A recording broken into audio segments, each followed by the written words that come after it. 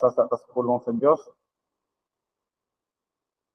Nagaingon din sa Hebrewanon 4:12. The word of God is alive and powerful, sharper than any two-edged sword, piercing even to the dividing asunder of the soul and the spirit, and of the joints and the marrow, and is a critic of thoughts and intents of the heart. Hebrews 4:12. All scripture is God-breathed and is profitable for doctrine, for reproof, for correction, for instruction in righteousness, that the man of God might be mature, thoroughly furnished unto all good works. 2 Timothy 3:16-17.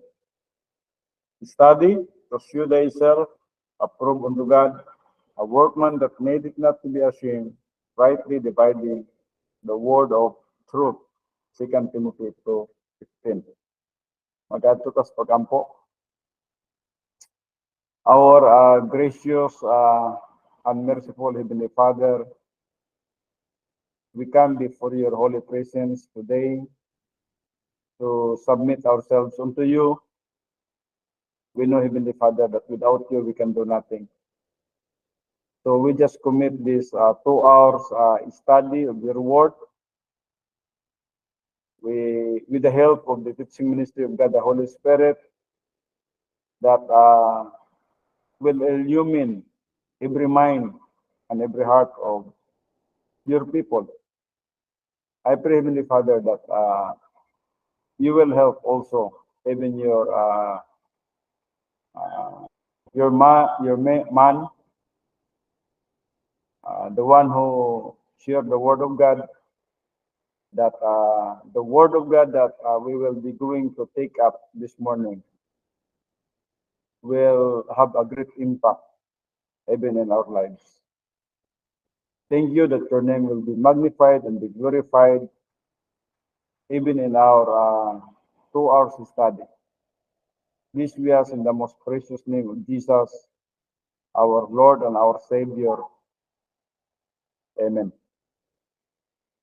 Okay, so yes, preface ato gyapon gini pagbabasahon. Importante kini siya. Before you begin your Bible study, if you are a believer in the Lord Jesus Christ, be sure you have named your sins privately to God the Father. If we confess our sins, that means our known sins, He is faithful and righteous to forgive us our sins, that means our known sins, and to cleanse us from all unrighteousness. And that means cleanse us from all unknown or forgotten sins. 1 John 1:9. Then you will learn, then you will be in fellowship with God, filled with the Holy Spirit, and ready to learn Bible doctrine from the Word of God. Magina ang pinaka-major na itong principles. We are in fellowship with God. And then God is a spirit, and those who worship Him must worship Him in the filling of the Spirit and truth. That means in biblical truth. So muna ang pagsimba.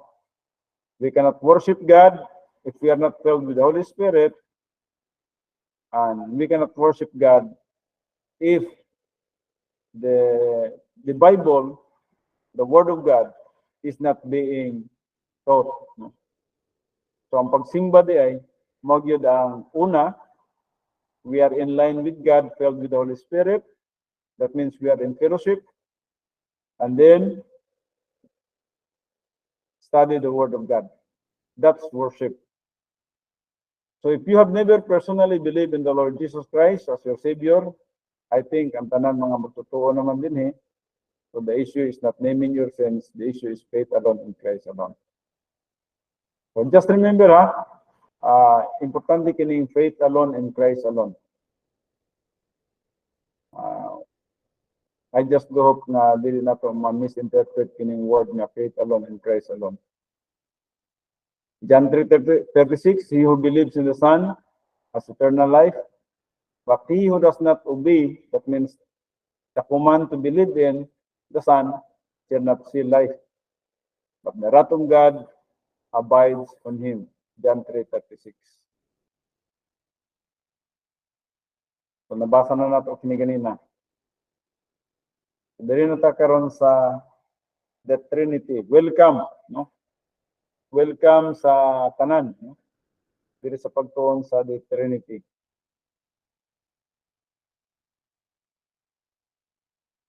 The doctrine of the Trinity is unique to Christianity.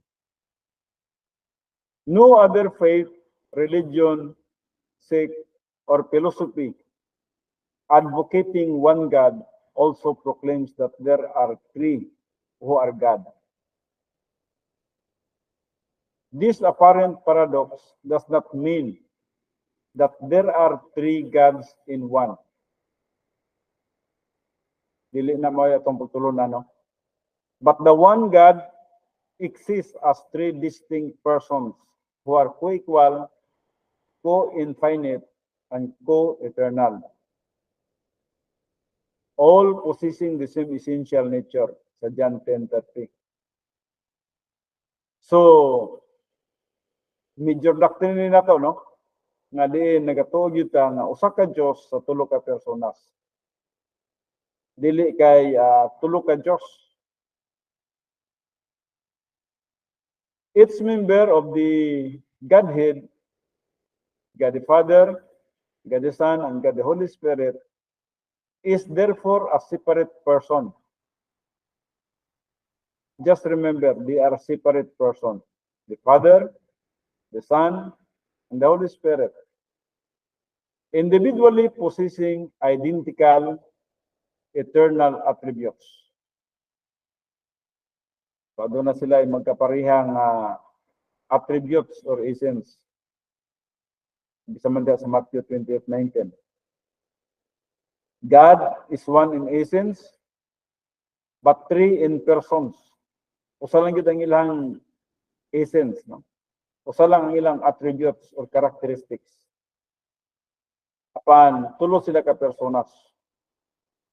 Each person of the Godhead has a specific purpose related to the eternal will and plan of God. The scriptures ascribe distinct roles to each person that are not jointly shared by the other members of the Trinity. The Father is the author and planner, the source of all things. The Son is the agent through whom the Father's plan is enacted. That means the executor.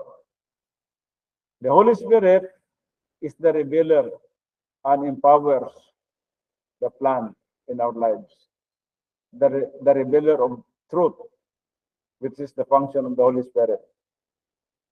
Now, Trinitarian tenets are not abstract theology. There are practical and essential reasons for every believer in Jesus Christ to fully comprehend this doctrine. Your view of the Trinity determines your understanding of Christology.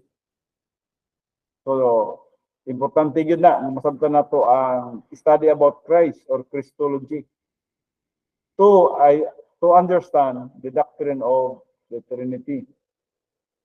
The person and work of Jesus Christ, your view of the Holy Spirit affects your concept of living the Christian life. Your worship and spiritual life are possible only when the biblical perspective of the Godhead. In short, if you are to love God and grow spiritually, you must understand the doctrine of the Trinity. Kasi dili nimo mahigugma ang Diyos kung dili nimo masabtan ang doktrina sa Trinity. The more you understand the doctrine of the Trinity, the more you understand God, and the more you will love God. You may wonder how one God can exist in three persons. Mo kanay kasagarang pangutana sa mga tao, no? Ug ngano man nga moingon kita nga usa ka Dios niya tulo ka personas. Nya ang uban kung ihapon nila ang personas, mahimong tulo ka Dios. Now, hinumduman nato nagatuog gyud ta sa usa ka Dios. Apan ang usa ka Dios nag-exist siya sa tulo ka personas. Yet, from the scripture, you can know that He so exists. All that God has made known about Himself can be understood in Romans 1:19 to 20. Even the natures nga atong mga makita, nagpadayag kini siya sa pagka-tinuod o pagka-adunay Diyos. So even the fact that He is a singular in one sense and plural in another, though your finite mind cannot comprehend the infinite, through the ministry of the Holy Spirit, who reveals the scriptures, you can understand and accept spiritual truth by means of faith in 1 Corinthians 2:10 to 12.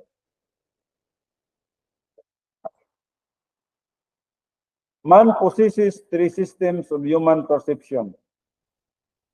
Nagyapon kini siya sa plan of God.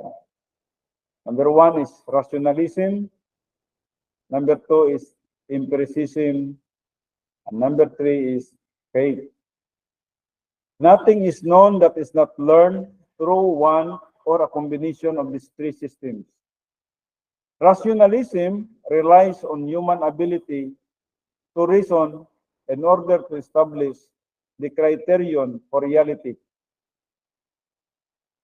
apart from the authority of divine revelation. Empiricism establishes reality based on observation and experience of the senses independently of the scripture revelation.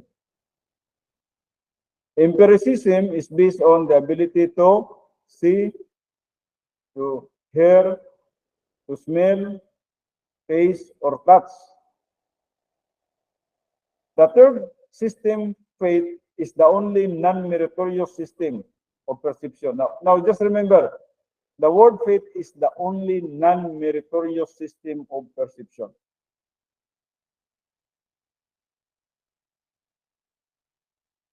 Faith establishes a criterion for reality based on the authority and veracity of God and His revelation rather than any human ability. So, just remember faith, no? Non-meritorious system of perception. Only by means of faith can man comprehend the infinite spiritual truth, which are beyond human finite reasoning powers or the sensory system. 2 Corinthians 5:7 and even Hebrews 11:1. Now let us go to the biblical confirmation. The word Trinity is not found in the scripture. Ayaw mo kakurap niya na, no? The word Trinity is not found in the scripture. Tinod ka na, wag di kayo makita ang Trinity diya sa Word of God. But the concept is biblical. So though it is not found in the scripture, the concept is there. The concept is biblical. Rarely does a single passage of scripture delineate point by point a complex doctrine. Rather, theologians formulate the principles of any major doctrine by comparing and correlating all related biblical passages. The believer should accept a doctrinal truth derived from many passages of the scriptures, just as he would accept a biblical principle directly stated in a single context. Over the years, the doctrine of the Trinity was likewise formulated by combining all passages related to God the Father, God the Son, and God the Holy Spirit. Historically, the formal doctrine of the Trinity derives from succession of early church controversies and councils that sought to explain the biblical testimony regarding, number one, the oneness and unity of God in three persons. Number two, the deity of Christ. And then number three, the personality and the deity of the Holy Spirit. So daghang nga nagapangutangan ini. Now, the councils were held in response to heresies. So din hinitabo nga dunay mga meetings nila. No? The councils were held in response to heresies such as monarchianism, mga heresies kini sa monarchianism, o bisan man sa Arianism. Now, the Council of Nicaea in AD 325. So, gikan sa pagkamatay ni Jesus Christ, almost 300 years ni siya, na Council of Nicaea affirmed that God the Son possessed the same nature as God the Father. So, di rin nagsugod ang confirmation or affirmation, no? Na ang God the Son ay ug ang God the Father nagkapareha ang ilang nature. And then ang misunod ni the Council of Constantinople sa AD 381. So a matter of 56 years, no?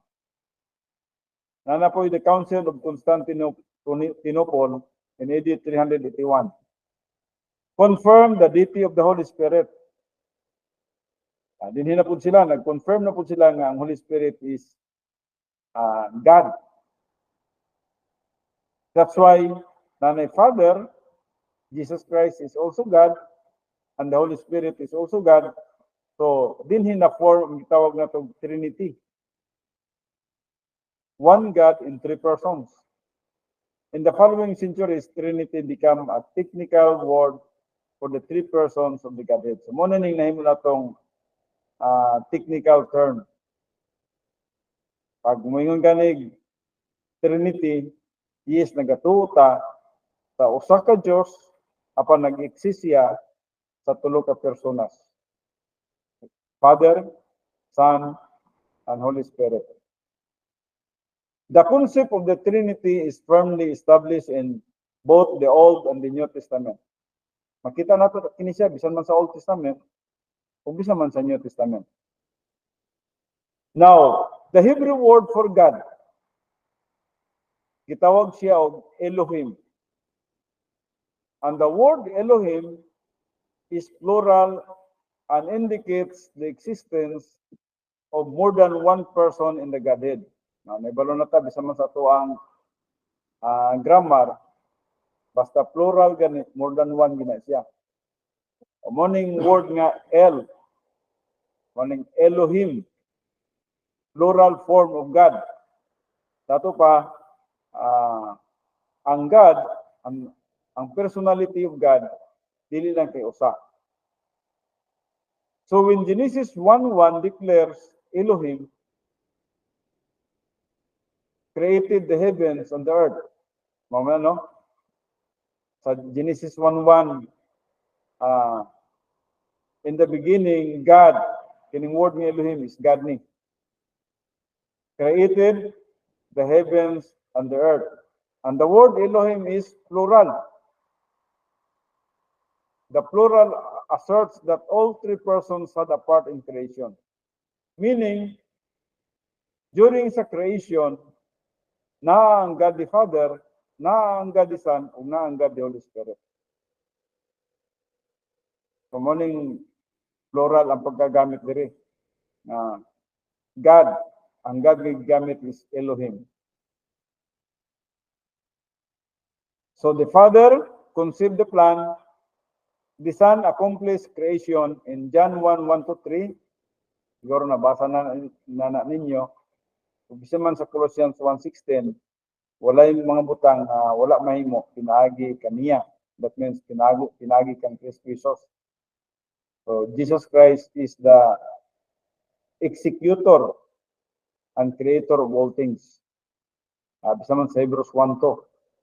And then the Holy Spirit restored creation sa Genesis 1:2 after Satan's fall from heaven.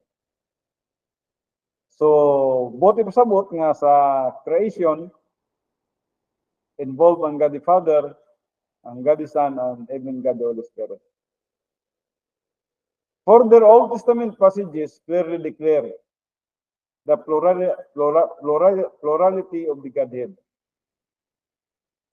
Come, Israel, near to me. Listen to this. From the first, I have not spoken in secret. From the time it took place, I was there.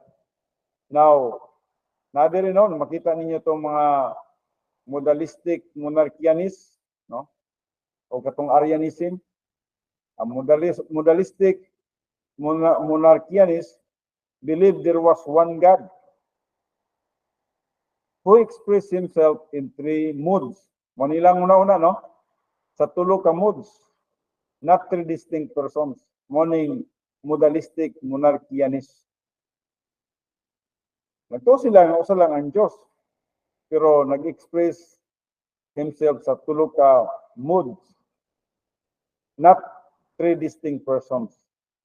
So the dynamic or adoptionistic monarchianists believe Jesus Christ was not God incarnate, but a deified man, an honorary God. Kung imong pagkatanawon, murag gitagaan sa honorary nga pagka-Diyos, dili Diyos. Now, Arianism believed Jesus Christ had a different nature from the Father. The Son was created not eternally pre-existent. Morning Arianism. May balo siguro mo kung saan grupuhan ng sigaran nga nagtuon ni karon ng Arianism. So believe sila nga si Jesus Christ had a different nature from the Father. And then the Son was created, ibuhat lang ang anak, and not eternally pre-existent. So doon yung mga dagkong grupo nini nga kayunan ilang pagtuo. For the Trinitarian, kita na ni, for the Trinitarian doctrine in the Old and New Testament, the Trinity manifested sa page 23-26. There is a libro ni Bob Jim, no? Yung pasayis niya ni. Anyway mo, padulong mo tayo ni karon, no? Napo ni siya sa Arbitin Junior sa creation, chaos, and restoration. May mga cross-reference din, no? Pwede na itong tanaw, especially sa creation. In the beginning, God created the heavens and the earth. So, muna video nga exposition diya sa libro nga creation, chaos, and restoration. Dahil ta. And now the Lord God, kining GHWH, nagitawag na to tetragrammaton, no? In the Old Testament, uses the word GHWH to refer to only one member of the Trinity. GHWH is the doubling of the verb to be meaning absolute existence, called the tetragrammaton. Anong gitawag siya tetragrammaton? Buti sabot 4 letters. Doon na lang may 4 ka letters. Kung kuyaw kay ni nga litra kay dili nimo mabasa kay wala may mga ang ihatanan is mga consonants. Walay walay vowels, no? GHWH. O ang hitabo dinhi kay di lagi mabasa mao nang butan na lang og vowels para nga mahimo siyang mabasa. GHWH sa man yung pagbasa niya na. Pero mao kana siya ang tetragrammaton. So is the proper name for the God or Lord GSWH is considered sacred and never pronounced by the devout Jews. So we translate GSWH as Jehovah or Yahweh. So muna nang parang mabasa na to, atong gibutangan og A between G and H, gibutangan na to O between H and W, ang gibutangan na to og A between W and H. Or Yahweh. So muna nahitabo karon Jehovah o Yahweh. Now the context of the passage of the scripture indicates which member of the Trinity the Tetragrammaton describes.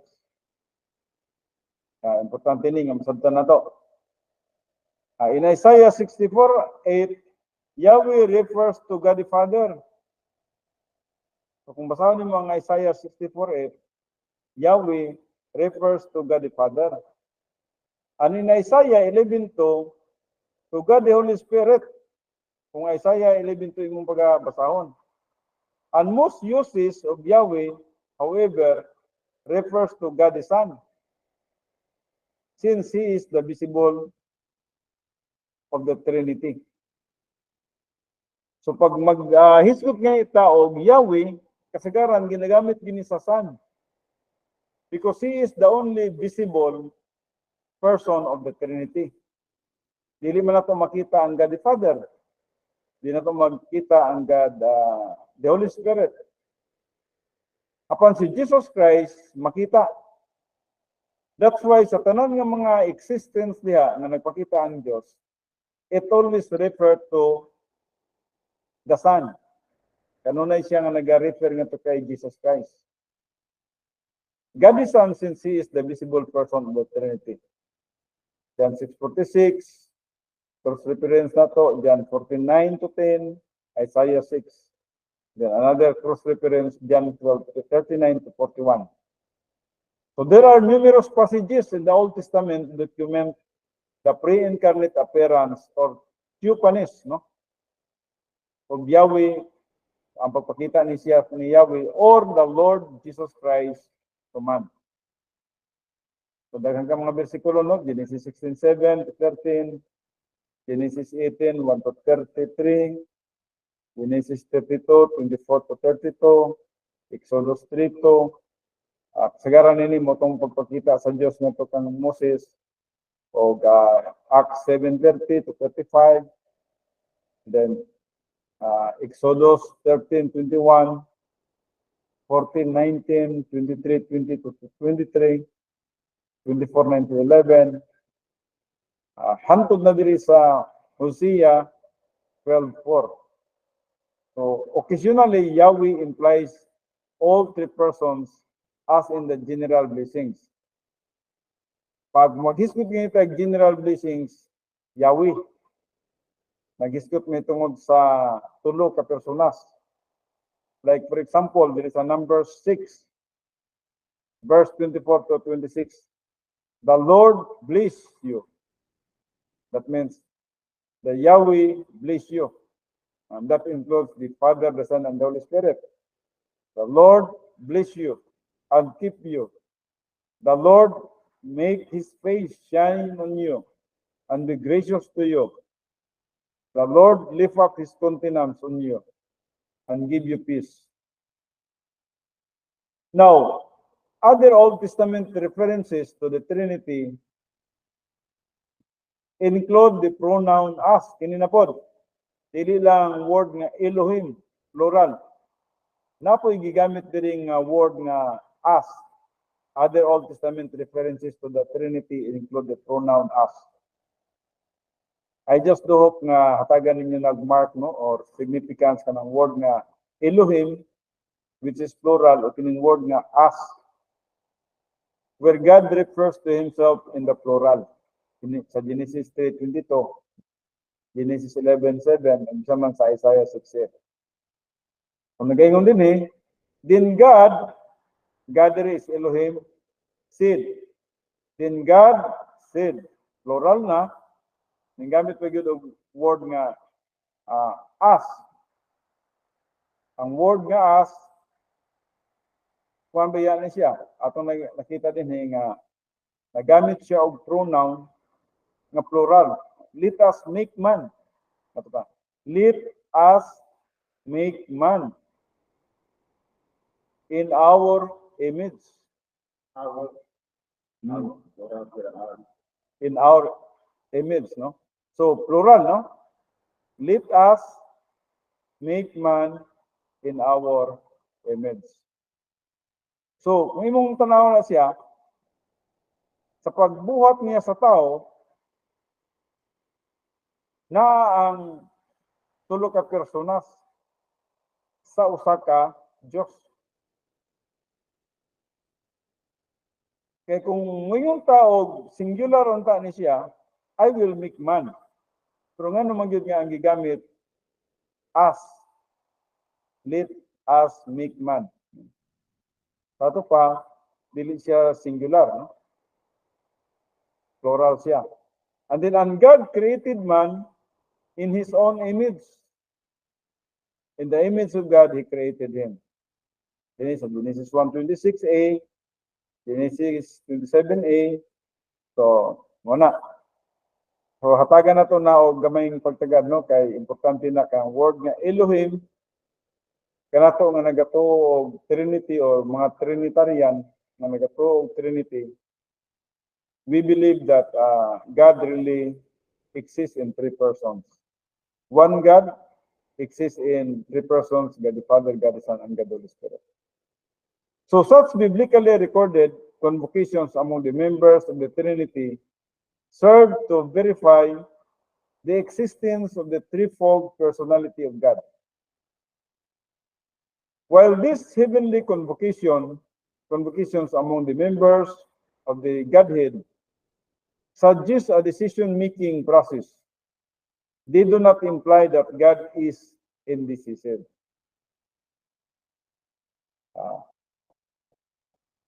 God knows all that is knowable, and His mandates come from His infinite and eternal knowledge.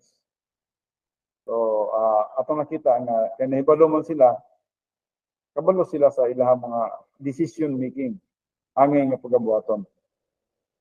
So He then communicates to us describing His seemingly indescribable person and plan in terms of our human experience and in a form of expression we can understand. His language accommodates our limited ability to comprehend the infinite. Thus we can understand God, what He has revealed about Himself, and what He has set forth in His divine decree. So let us go now to the essence of God, of the Trinity.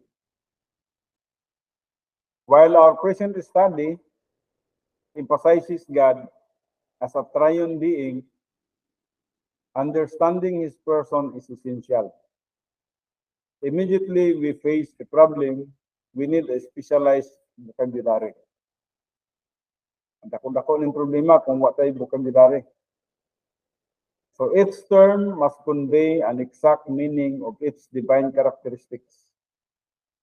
Once mastered, this vocabulary will save thousands of words of explanation and lay the foundation for further categories of Bible doctrine. So kinahanglan kita og vocabulary na ini. Muna, bisa kung saan na ito pag-explain ang Trinity, dili na ito ma-explain, not until masabtan na ito ang the essence of God, ang vocabulary sa the essence of God. So before we can grasp the concept of the Trinity, we must first comprehend the oneness or unity of the Godhead. The unity of the Trinity is defined as the three persons having one divine essence. So usa lang ang ilahang kinaiyahan. Sa Isaiah 48:16, Matthew 28:19, John 10:30, ako ang amahan o sara, 2 Corinthians 13:14, Colossians 3:20, o bisa man ang James 2:9-10. Naghiskot may tungod sa usa ang ilahang gitawag na to og kinaiyahan. Naunsa man ning kinaiyahan? Unsa man ning essence? Essence is the essential being or nature of a person. What that person is. And then each member of the Godhead is a joint partaker of the same essence.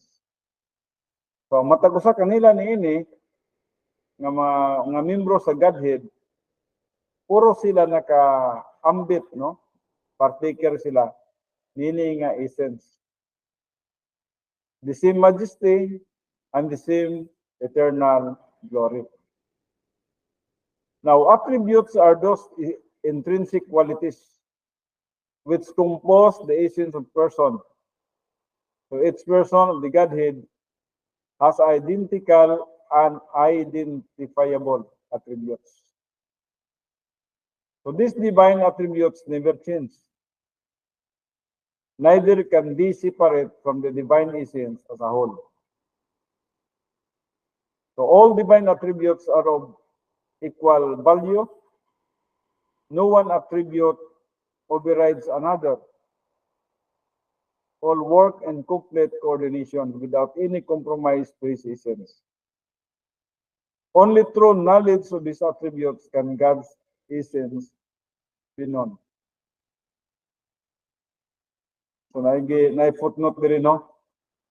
Nag-isgot sa the decree is the sum total of God the Father's plan for the human race with emphasis on the believer. The decree was designed before the foundation of the world, is centered in the person of Jesus Christ the Savior. Ephesians 1:4-6, 1 Peter 1:20, and is based on the principle of grace. Principle of grace sa Ephesians 2:8-9. Bisa man nakita ko niya sa mga cross reference sa the integrity of God ang agsulat niya po ni Baptist. Namo niya itong illustration. Pinaka-simple nga illustration nga dali sa itong masabtan. Now, adunay usa ka box. There is only one box. No? But the one box has all of this, gitawag na to essence. So there is only one God, but God, the three persons of the Trinity has all of this essence. Like, for example, sovereignty. God is the supreme being of the universe. God is eternal life. God has no beginning and no ending. God is love. His love is unfailing and diminished. God is justice, fair. He is a fair God. God is righteous. God is omniscience. He knows all things. God is omnipotence, powerful God. Nothing is impossible with God. God is omnipresence. He is everywhere. And then immutability, God never changes. The same today, yesterday, and forever. And veracity, absolute truth. So there is only one God that exists in three persons, and all three persons has all of these essence. Nasila nini. Busa, ang essence nila, ato nakita, parehar silang essence, God the Father, God the Son, and God the Holy Spirit. So God is sovereign, that is God has absolute authority, will and prerogative. Makita sa Psalms 47:2, Psalms 93:1, kung isa man sa Isaiah 46:7. Sovereign God is the supreme ruler of the universe, King of heaven and earth. Makita sa Deuteronomy 4:39, 1 Chronicles 29:11, kung isa man sa 2 Chronicles 20 verse 6. His sovereignty is expressed in his divine decree. Now, dako kay kining subject ang divine decree, no? Nindot kay kining subject, pick up natin po siya. With regard to the first person of the Trinity, God the Father, the psalmist writes, "Thou alone, whose name is the Lord, art the most high over all the earth." So, kung imong pagkatanawon din eh, the first person of the Trinity, ang God the Father, atong nakita din na, nagsulti siya about God the Son. Ang iyang gisutan are the most high over all the earth. So Psalm 18b. Ultimately, the will of the Father will be done on earth as it is in heaven. Matthew 16. Concerning the Son, the Father said, "But as for me, I have installed my King upon Zion, my holy mountain." So Psalms 2:6. Jesus Christ, as the God-man, also declared his own sovereignty. "All authority has been given to me in heaven and on earth." Sa Matthew 28:18b. And then sa Philippians 2:11. Sa Revelation 19:6. Although Satan is now the ruler of this world, sa John 12:31, o bisa man sa cross reference sa John 16:11, the Lord's will is infinitely greater. Now, dili na to saipon nga sa atong panahon karon, si Satanas mo pagyapon naghari sa kalibutan. Iya pa ning panahon. Apan dili na to saipon nga ang atong Ginoo mas gamhanan. Mas gamhanan kay Satanas.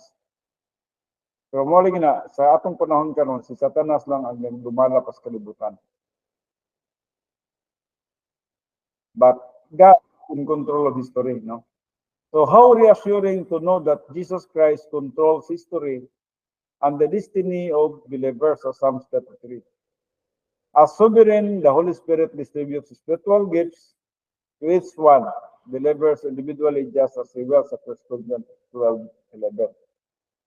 So sa spiritual gifts, it is the Holy Spirit na pod. Now, anita karon sa righteousness. God is absolute righteousness, perfect goodness, sinless in character and person. So the righteousness of God is the perfect standard of His essence. Now, kining word nga perfect standard of His essence, kining God's righteousness. Mao gini ang standard sa Dios. Gina-emphasize nato ni kanunay nga wala gi usa nga maka adto sa langit nga dili matarong. Now, sa magnauna ta nga dili biya ta matarong. Apan ang hitabo sa tuwa, gihatagan ta og positional righteousness. Nga diin sa takna nga mituo kita kang Kristo Jesus, na-qualify kita nining perfect standard of God, which is righteous. Di man ta pwede makauban sa iya dito nga dili ka makapasar sa iyang righteousness. Kinahanglan makapasar kita sa standard sa Diyos. So all of these attitudes and actions conform to His flawless righteousness. So God is righteous. God is holy. So the Father asserts His own righteousness. My righteousness shall be forever. Isaiah 51:8b. And the Son affirms the Father's perfection. Luke 18:19, John 17:25. The Son Himself is said to be holy, innocent, undefiled, separated from sinners. Hebrews 7:26, isa man sa Hebrews 4:14. Righteous. 1 John 2:1. And the one who knew no sin, he did not possess a sin nature. 2 Corinthians 12:21. His name will be called the Lord, our righteousness. So Jeremiah 23, verse 6. The scriptural designation of the Spirit as holy signifies that he too possesses absolute righteousness.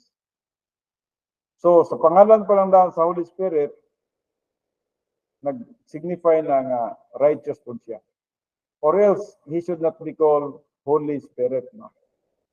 So, God the Father is righteous, God the Son is absolute righteous, and God the Holy Spirit is absolute righteous. Walay usa ka tinta sa sala, meaning tulo.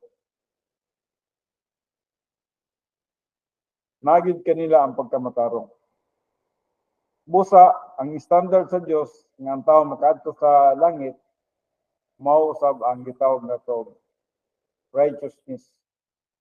Mao na ang iyang standard. Perfect righteousness. Ug busa kita sa dang gituon na kita kang Kristo Jesus, yes, nakabaton kita sa iyang hingpit nga pagkabalaan. Atong basahon ni, God-man refers to Jesus Christ during his first advent in whom admitting his deity and true humanity were inseparably united in one person forever. So, nag-isgot may tungkol sa hypostatic union of the Lord Jesus Christ. Nga Diyos siya, at the same time, tao siya.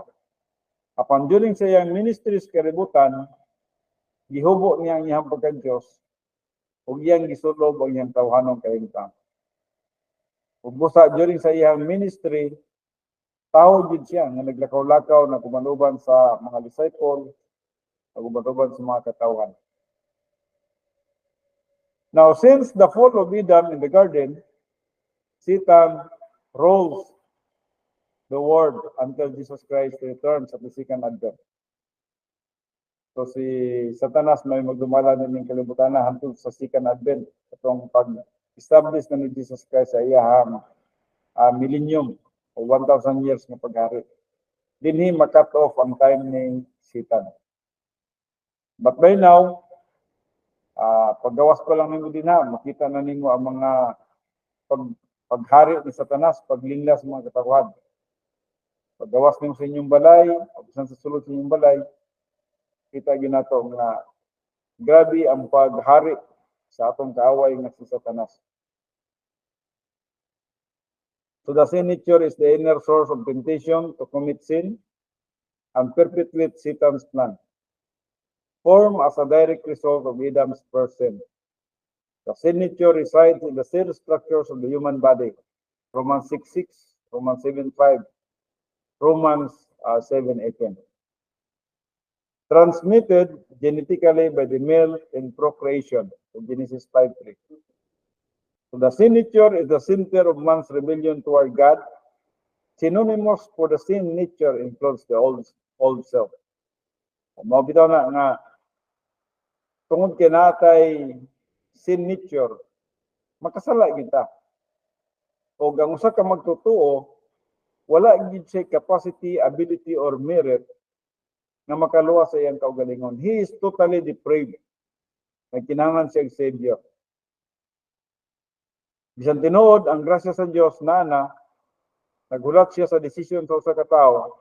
Ug sa diyang ang usa ka tawo mipili bisan man sa iyang pagka-depraved, bisan man sa iyang pagka-helpless, sa takna nga mituo siya sa buhat ni Kristo Jesus sa cross nga may grasya, ang grasya sa Dios miipikto man to kaniya. So, yes, ang usa ka tawo makasasala gyud. Natay sin nature. Mao nang gisgutan the flesh, Romans 8:3-4, the principle of sin of Romans 7:8-20. Now, because Jesus Christ was conceived by means of the Holy Spirit, he was born without the genetically formed sin nature. Dahil si Jesus Christ. Kasi Jesus Christ, gipanangkon sa balanging espiritu. Wala siya tawhanong amahan. Do aduna kita nahibaluan nga ang iyang kauban sa diyang nagdako siya mo si Joseph, ang banaw ni Maria nga magigamit usab sa iyang pagkatao.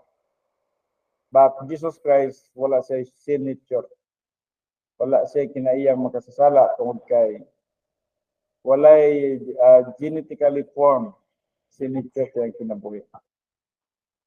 Now balik kita diri sa righteousness. God's absolute righteousness stands in marked contrast to relative righteousness in the human realm.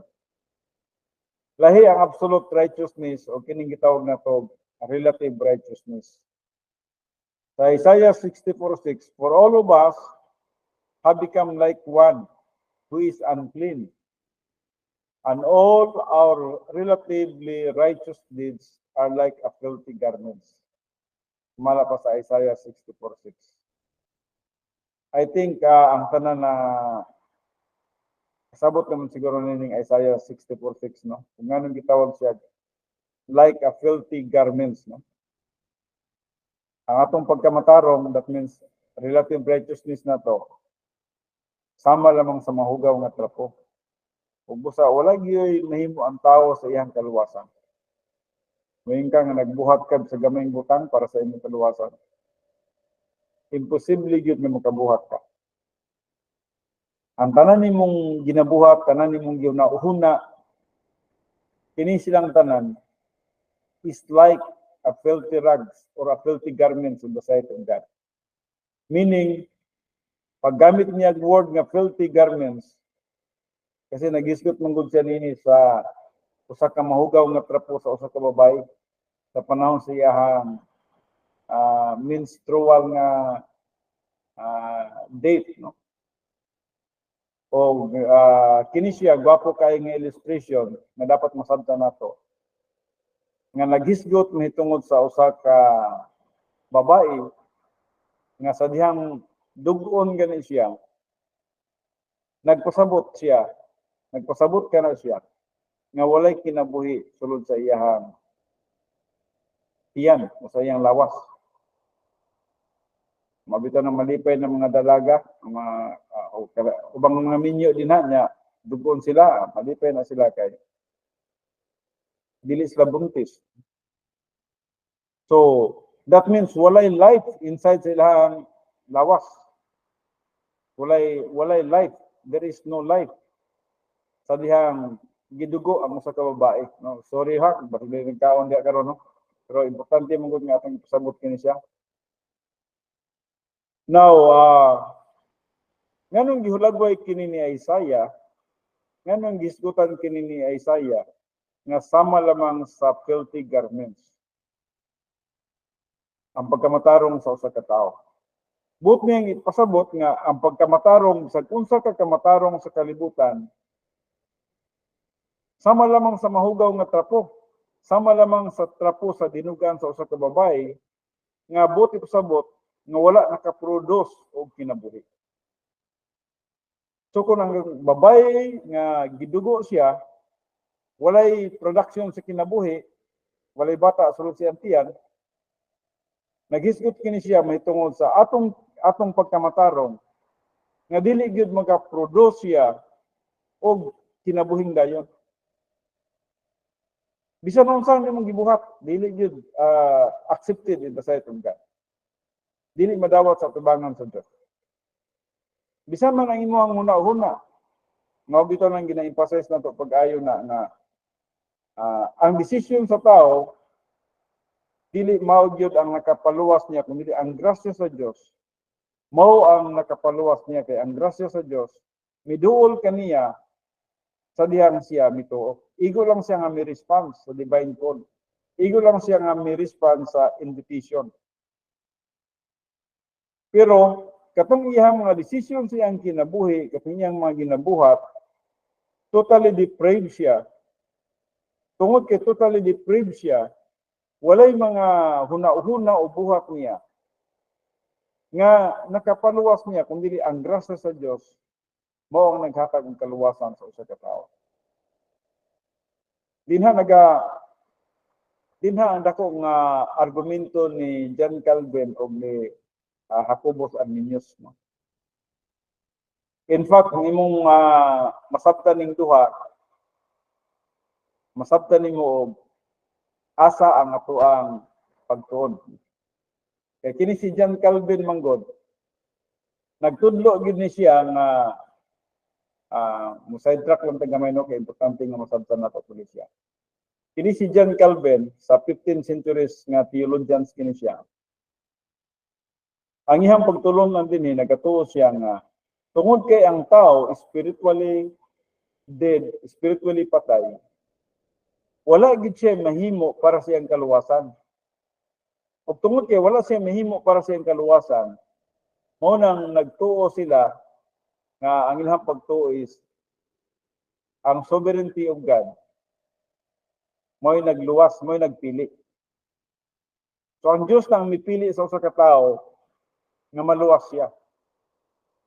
Tungod sa nini nga pagtulunan nga ang tao is totally depraved or ang usa ka tawo makasasala o ang usa ka tawo nga makasasala walay bisan usa ka anino bisan sa iyang huna lang nga madawat sa tubangan sa Dios. Patay spiritually ang usa ka tawo. O bisan man unsay atong pagahimuon, it is like as filthy rags in the sight of God. Dili makaproduce og kinabuhi. Ug busa, niabot po ning pagtulunan ni Arminius, Jacobus Arminius. Ang kang Jacobus Arminius lahi pod. Kung ang kang John Calvin, ang tao nawadan na og desisyon, ang Dios lang nipili kinsa tong mga luwas, kinsa tong mga langit, si Arminius di po mosugot niya na. After sa kamatayon ni John Calvin, mao na po din pagtulunan ni Arminius. Probably 1564, pasok si Arminius. O ang pagtulunan ni Arminius, nagisgot may tungod sa gitawag na to responsibility of man. Buot nga pasabot nga ang tao na ay responsibility. Ay yes, tinuod nga na ay responsibility ang tao ang pagpili. Pero atong nakita din gituuhan po ni Arminius nga ang pagpili sa tao mao na po'y gibasihan niya nga nakapaluwas nila. O gituuhan niya nga ang decision sa usa ka tawo mo nakapaluwas nila. Which is kung imong pagkatanawon nagka-problema ang duha, the sovereignty of God kay John Calvin and then the responsibility of man kay Jacobus Arminius. Ug busa ang ilahang duha wala magkatagbo sila. Now, dinhi na to nakita nga yes, nagatuo ta sa gitawag na to total depravity of man. Wala ginahimo ang tao. Giadapt na to na siya nga teaching kanang kang John Calvin nga wala gi mabuhat ang tao para sa iyang kaluwasan. Tama ka na siya. Pero nagtuo pud ta sa gitawag na to free moral agent. Unsa man free moral agent? Buti pasabot nga adunay kagawasan ang usa ka tawo sa pagpili. Bisan tinuod, filthy rags, filthy garments ang iyang kinabuhi, iyang mga desisyon. Apan ang Diyos, adunay invitation sa matag usa. Ang Diyos, adunay gihatag nga invitation sa tanang tao nga mutuo niya, mutuo sa iyang gipadalang anak na si Kristo Jesus. Apan dili na to saipon nga tungod kanay invitation ug ang pagtuo sa usa ka tawo dili na to saipon nga katong iyang pagtuo na mo na toy naghatag niya og kaluwasan. Ang Diyos ang ihatag niya og kaluwasan.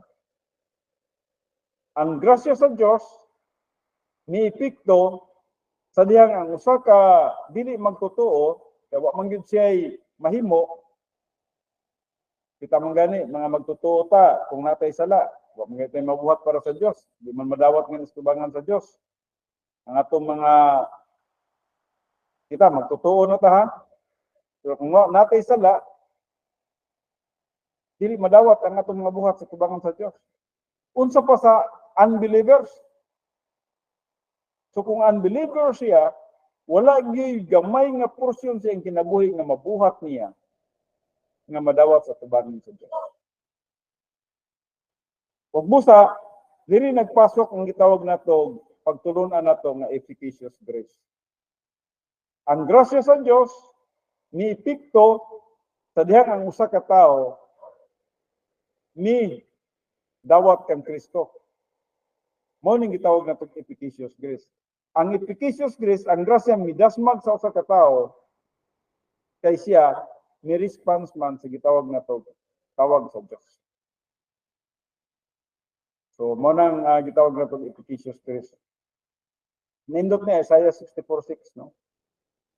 Ang relative righteousness dili gid madawat sa tubangan sa Dios. Dili siya makaproduce og kinabuhi bisa pag unsa iyang pagabuhaton, bisa man sa iyang panghuna-huna lang, dili madawat sa tubangan sa Dios ang iyang mga panghuna-huna. It is purely the grace of God nga miduol sa iyang kinabuhi sa takna nga mi-response siya sa tawag na ginani ang hitabo. Sa diyang mibuhat siya sa desisyon, wala pa ang balang espiritu misulod. Pero sa a matter of seconds, ang balang espiritu misulod sa iyang kinabuhi. Di na nagsugod ang salvation. Ang human spirit na-quicken. And then regenerate siya. Na-regenerate. Nasilyuhan siya sa balang espiritu. Na-involve siya sa balang espiritu. Mao nang panahon nga naluwas siya. So bisan nituo na siya, kung wala efficacious grace, ang grasya wala gihatag nato sa iya, didto gyud ang pasyanan sa iyang pagkaluwas sa dihang ang grasya miepekto na siyang kinabuhi. Yes, but ang iyang pagpili importante kayo. So, importante ni masabtan gyud ni Isaiah 64:6 kay relative righteousness ni mo sa una-unahon sa tawo nga magbuhat sig maayo para maluwas.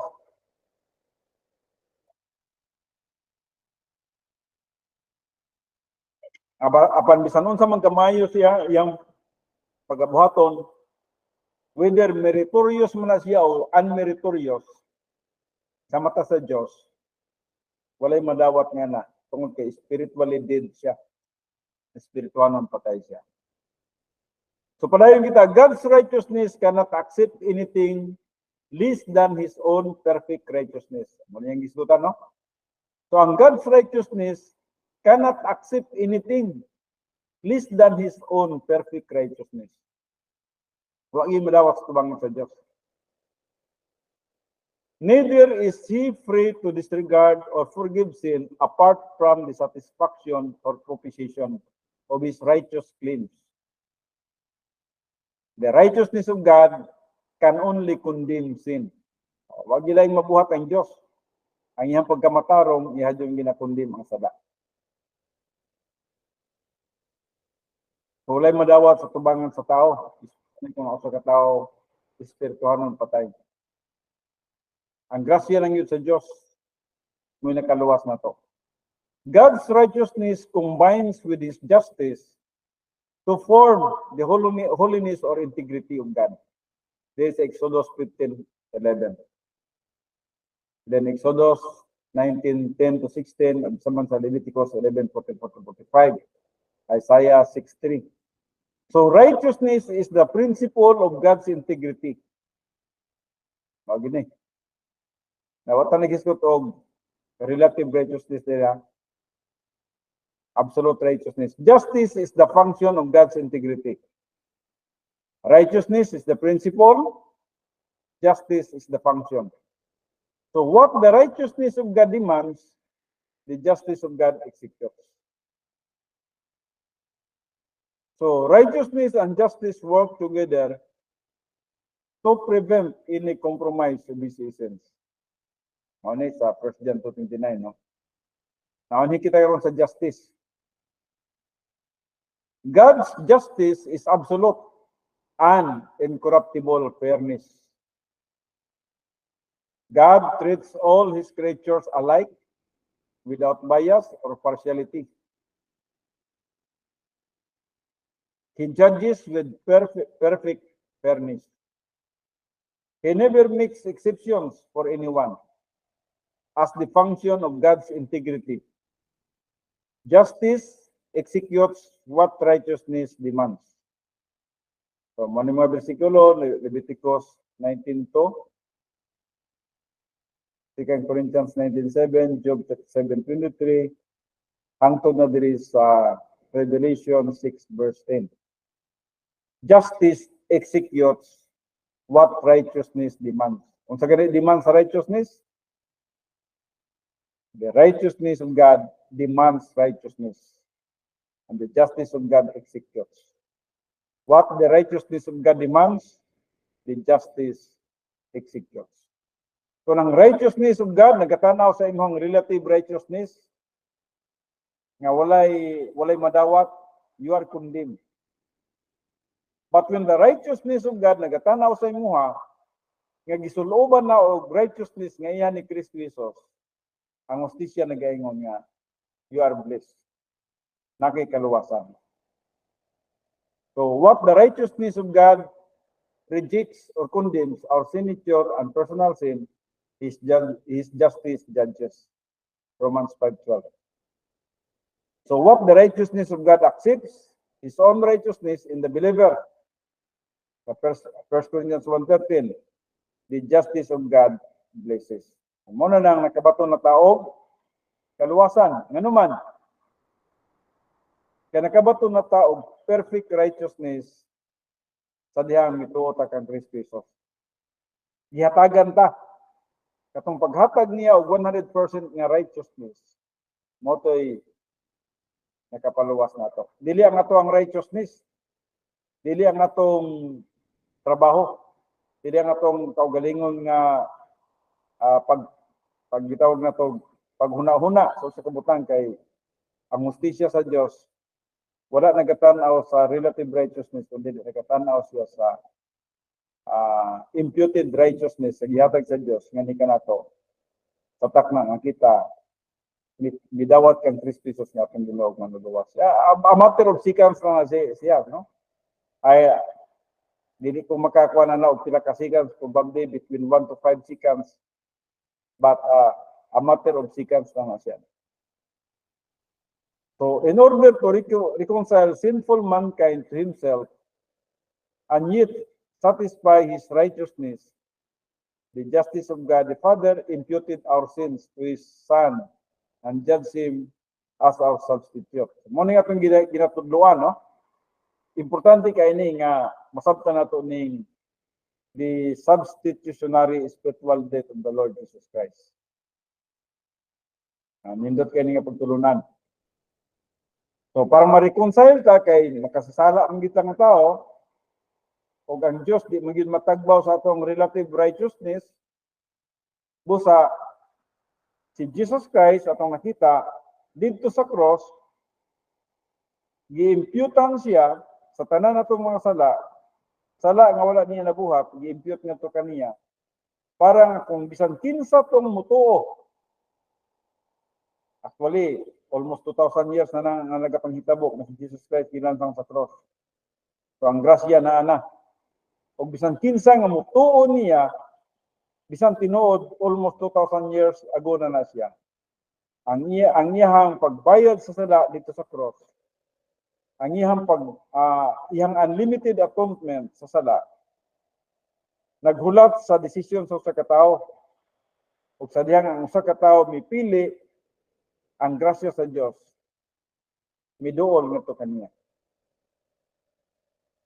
So ang grasya sa Dios mao ang nakaluwas. So the justice of God the Father imputed our sins to his Son and judged him as our substitute in John 3:16, Romans 3:24, Roma 2:26, no?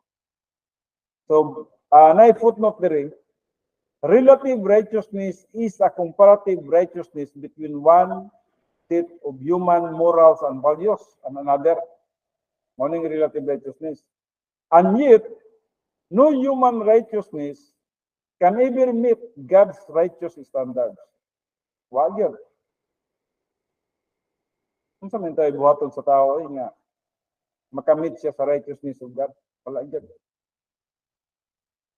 It is purely God by His grace. Nga din kining barrier, ang barrier, gibungkag ni Kristo Jesus dito sa cross. Gapo ning subject na po kay kini man po matunan man po nato ning barrier.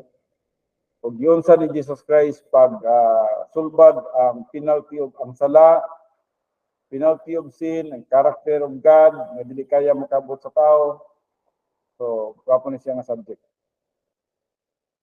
Now, imputation is the action of the justice of God whereby condemnation or blessings is assigned, credited, or attributed to a human being. On the word ng imputation. Adunay 7 imputations, no?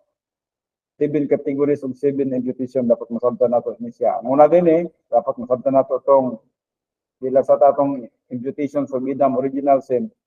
Katong yung gi-impute ang tanan natong sala nato kay Jesus Christ. And then sa diyang ang usa ka tawo mituo kang Christ, gi-impute ang pagkamatarong sa Dios ngadto sa usa ka tawo nga mituo kanito. So gi-impute ang pagkamatarong ni Jesus Christ. So also appointed the Son, the righteous judge.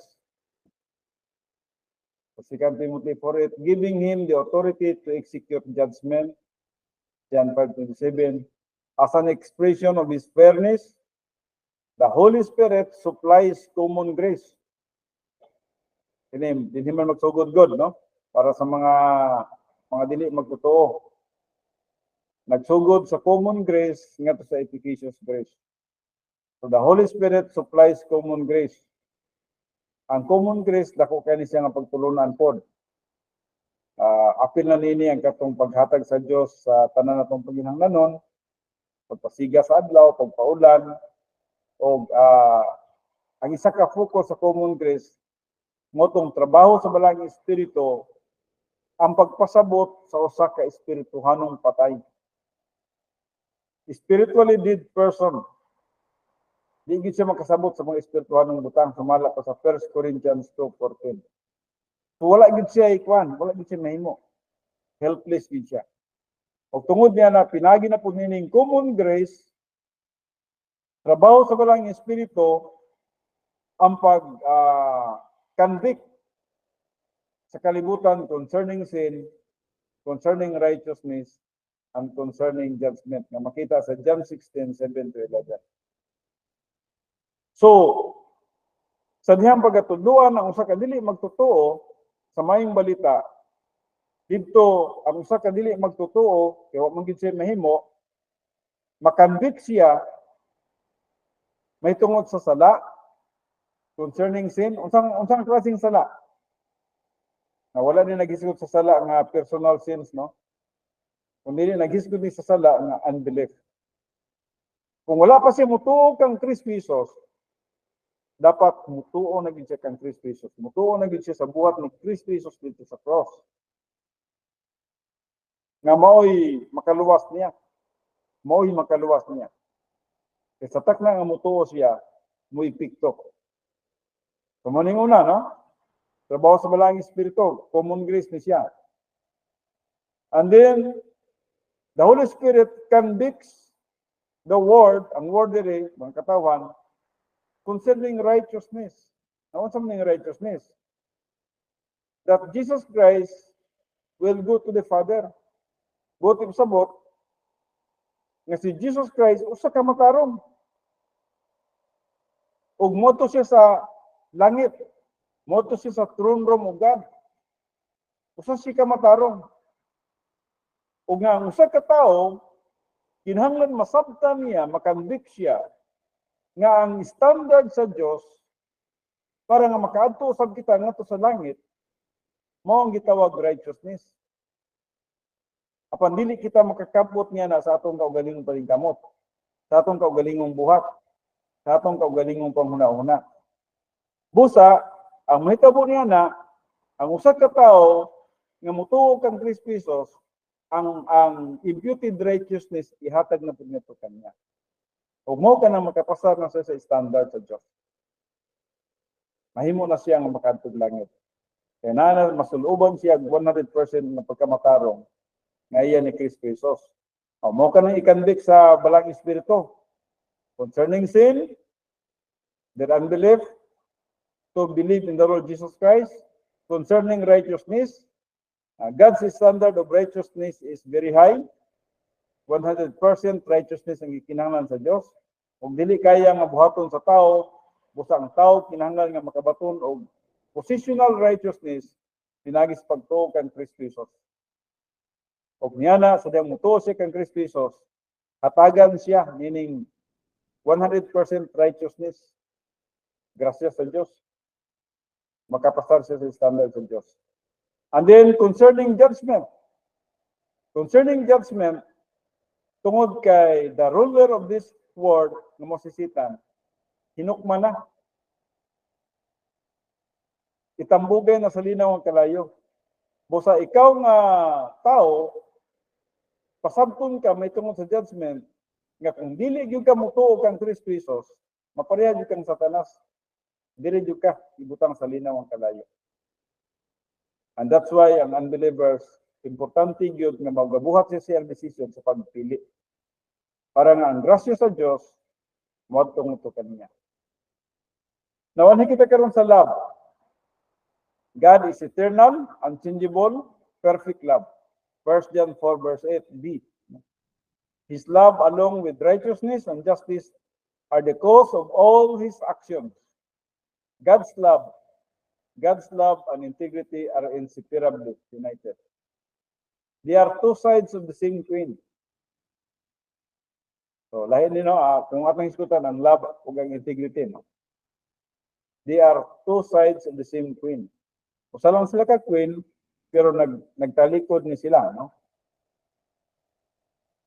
Righteousness and justice are the bulwarks of God's love.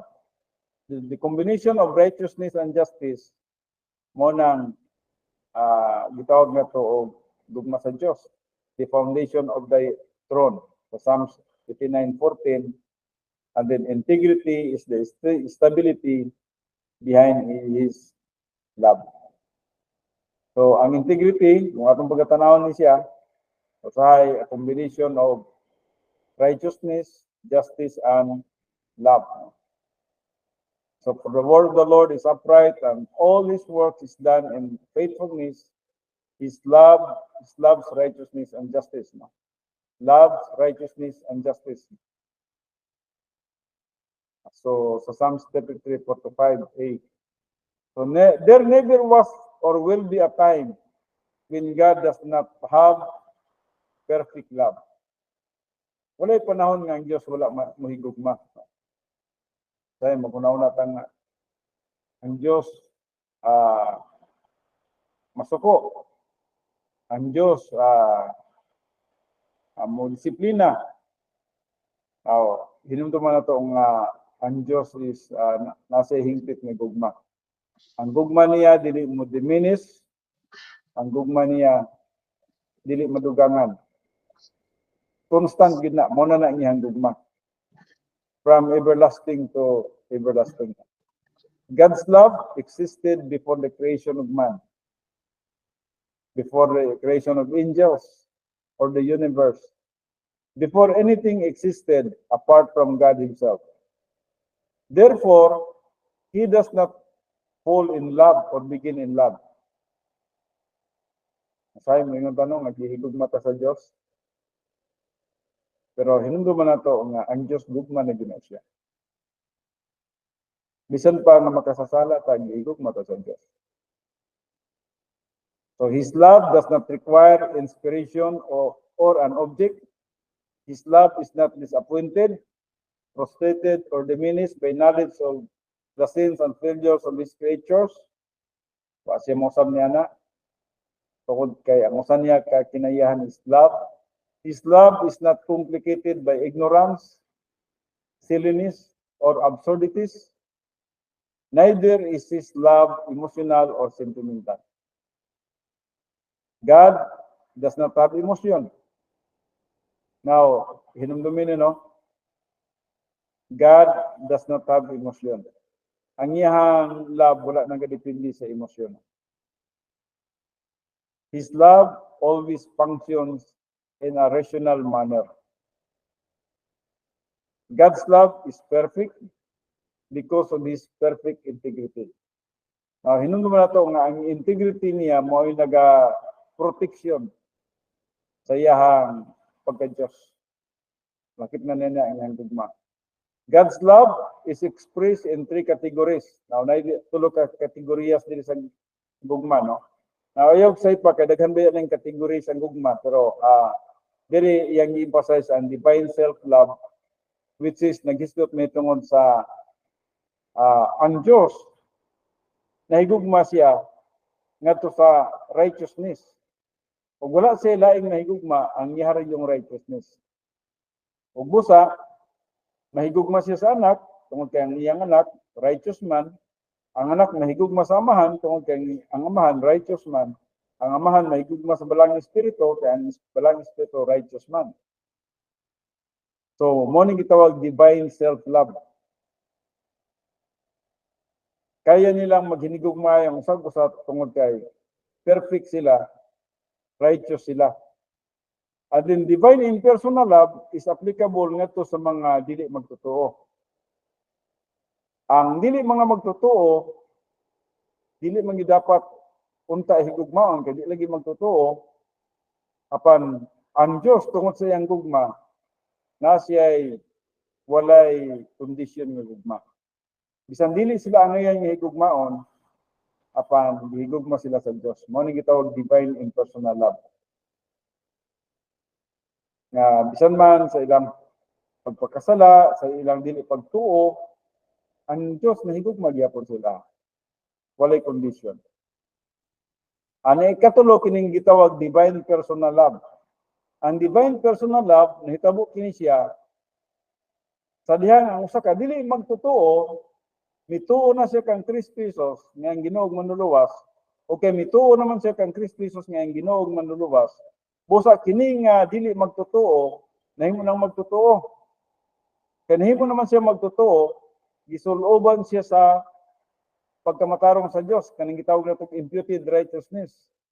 Ug sa diyan gi-impute ang righteousness ngadto kaniya, ang Dios ang ayan na pud nga mohigugman niya kay ang righteousness of God naa naman sa usa ka magtotoo. Nahimo naman magtotoo siya. Busa ang impersonal love nahimo na pud siyang divine personal love. Ano mang nahimong divine personal love tungod kay ang usa ka dili magtotoo sa ding nituo siya na siya ay perfect righteousness or positional righteousness ang kinabuhi. Nga din ang Diyos nga Amahan, Diyos nga Anak, ug ang Diyos nga Espiritu Santo na personal nga paghigugma ngadto kanila. Muna. So atong tanaw ning footnote, common grace includes Common grace includes the general blessings from God to all mankind, such as maintaining all scientific phenomena that sustain the universe. Yes, common grace na siya. Colossians 1:16-17, Hebrews 1:3. The benefits of the natural bounties that sustain all life on earth. Yes, common grace na siya. The restraining of sin by the Holy Spirit. Common grace na siya. The convincing or convicting ministry of the Holy Spirit, kato atong gitunan kaganina, to the world regarding sin, righteousness, and judgment. Itawag ka na sa common grace, na makita sa John 16:8-11. And the Spirit's function as a human spirit at the gospel sharing. Ini, itawag po ni siya common grace. The Spirit's function as a human spirit at gospel sharing. So, yun na ning itabo. Ang usa ka tawo nga patay pa sa espiritu, sa dihang mituo siya, ang grasya sa Dios miduol kaniya og gihatagan siya og unsa man human spirit. So motong panahon na ang gitawag nga efficacious grace. Ang human spirit misulod nga to, gihatag nga to kaniya. So, hinumduman na ito, mawag na ang atong doktrina, no? So, sa divine self-love is directed toward the perfect righteousness among the members of the Godhead. God loves His own integrity and the perfect integrity belonging to its member of the Trinity. Its person is worthy of admiration to an infinite degree. Not only does its members of the Trinity love Himself, but there never was a time that God the Father did not love God the Son and God the Holy Spirit, or that God the Son did not love God the Father and God the Holy Spirit, or that God the Holy Spirit did not love God the Father and God the Son. Kini silang tanan, kung kina sila absolute righteousness, naghinigugmay gini sila, o gitawag gini sila divine self-love. Nahigugma sila sa ilang kaugalingong pagkamatarong. For thou didst love me, divine self-love, before the foundation of the world. John 17:24b. After 3 minutes, no? For God to love Himself and the other members of the Trinity, there is no compromise of His essence. Balik ko na to, no? For God to love Himself and other members of the Trinity, there is no compromise of His essence. But how can God love sinful, spiritually dead mankind? But how can God love sinful, spiritually dead mankind who is totally unworthy without compromising his integrity? Yun sa man niya paghigugma ang sa katao nga patay, nga dili makompromise ang iyang integrity. The answer to this question is found in two categories of God's love for mankind: divine impersonal love and divine personal love. Muna ang dapat natong masabtan. Sa divine impersonal love is the category directed toward all spiritually dead mankind. Spiritual love is unconditional. Impersonal love is unconditional. It does not depend on the merit of the object. Balik ko na ko. It does not depend on the merit of the object. Whether it is meritorious or non-meritorious, it has nothing to do with that, no? But on the merit, the integrity of the subject. Nagadepende siya diri sa integrity of the subject. Kinsa mang integrity of the subject? God. Ang Diyos na higugma. Walay condition nga gugma ngadto sa tao nga dili ang iyan nga higugmaon. Ngadto sa tao nga patay spiritually. So divine impersonal love is the most powerful love that has ever existed.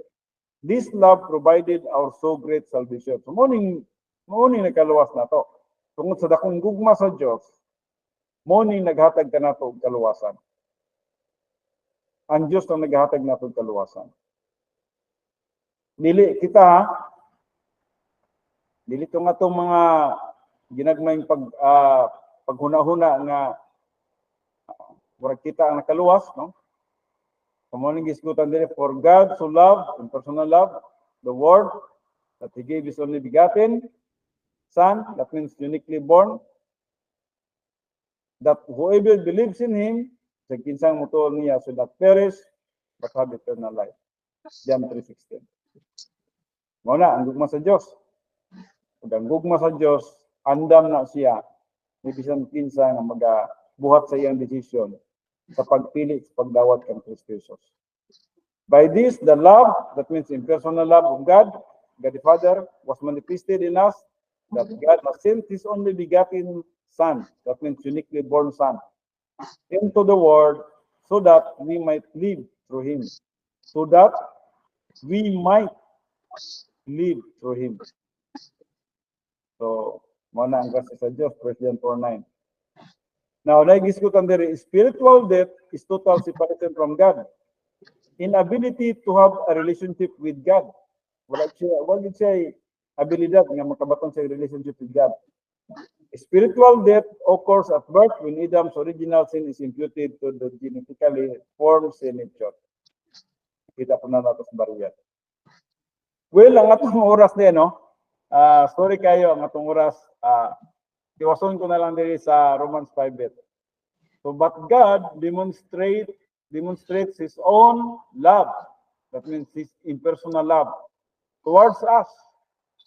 In that while we were yet sinners, Christ died for us. Mamuning grasya sa Diyos. Kiniyang impersonal love towards us. Nga bisan pa makasasala kita, wala kita'y mahimo, Christ died for us. Well, page 11, diri kita sugod unyang gabi, no? 7 to 9 na usab. Atong ipadayon kini unyang gabi 7 to 9. Amahan na mo nga Diyos, dako gid ang among pagpasalamat ug pagdayon nga kanimo. Bisan man sa panahon nga imong gihatag ni kanamo, nga din kami adunay pagtuon sa imong pulong, pagsimba kanimo sa espiritu sa kamatuoran. Din makabenepisyo sab ang among kalag sa among pagtuon ini. Magamit namo sa adlaw-adlaw namong pagkinabuhi. Ug samtang nagahulat kami sa imong pagbalik, at least padayon kami nga di naga-invest para sa mga butang adunay value sa eternity. Father God, ginauli ginamo ang tanang pagpasalamat, pagdaig, himaya nga kanimo. Kaya ikaw lang gid ang angayan nga midawat niini, kini ang ginatugyan, pinagi lamang sa pangalan ni Kristo Jesus, atong Dios ug atong manluluwas. Amen.